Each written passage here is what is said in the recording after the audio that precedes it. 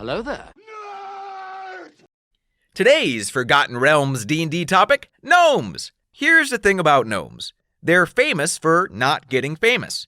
Their nickname is the Forgotten Folk, and this is because they stay out of conflict, international or otherwise, and there's a few reasons for this. At the international level, gnomes don't have a home country because they weren't raised, created, whatever, like some other people were. Instead, they just popped out of gems one day. The rock gnomes came out of diamonds, the forest gnomes came out of emeralds, and the deep gnomes were rubies. These newly hatched gnomes were discovered by the god Garl Glittergold.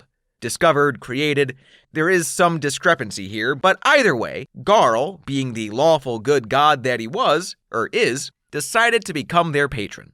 Now, unfortunately, the mountain in which these first gnomes were hatched was already inhabited by some kobolds, and when these kobolds discovered the gnomes, they decided to enslave them.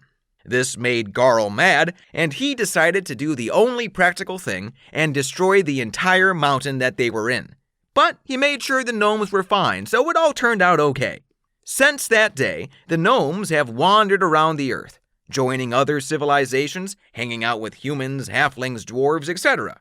But they don't have their own true home, and despite trying repeatedly throughout the ages to create a home, it seemed like the gods or fate was against them because they were always destroyed, usually by some kind of natural disaster. Or at least that's what most people think. There are actually two exceptions to this.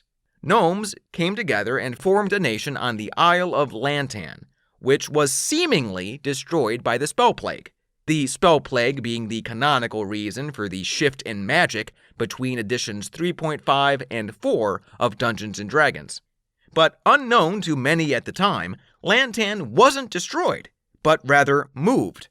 As part of the world-shattering magic that was taking place, the majority of Lantan was torn away from the planet of Torel and sent to the parallel world of Albir. Then, during the Second Sundering, which was yet another huge shift of magic, Lantan came back to Torel. Now, this was relatively recent, and not much is known about the current situation of Lantan. All we do know is that the place has started trading with other nations again. It seemingly has highly advanced technology, and it's super secretive about it. That makes sense, though, because the gnomes of Lantan have their own god, who is known as Gond. Gond is the god of invention. And the second exception is an even bigger secret, known only to a few. In the east, below the Sunrise Mountains, there is an ancient kingdom known as Song Farla. It's inhabited solely by rock and deep gnomes, and it's hidden from the outside world by illusion magic. Little is known of the place, and the gnomes like it that way. Anyway, back to how the gnomes avoid conflict. Besides the whole most gnomes don't have a nation thing, gnomes also do their best to stay out of trouble because that's how they're raised. From a young age, gnomish children are encouraged to play games focusing on stealth and silence. Even adult gnomes believe that to draw attention to oneself is rude. It makes sense, therefore, that gnomish heroes aren't brave warriors, but rather subtle tricksters. Those who avoid a fight never lose.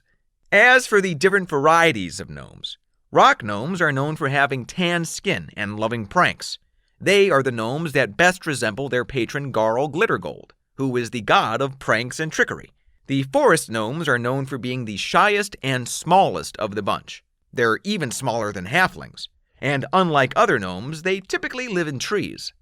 The deep gnomes, or the Snurfneblin, as they like to call themselves, live in the Underdark.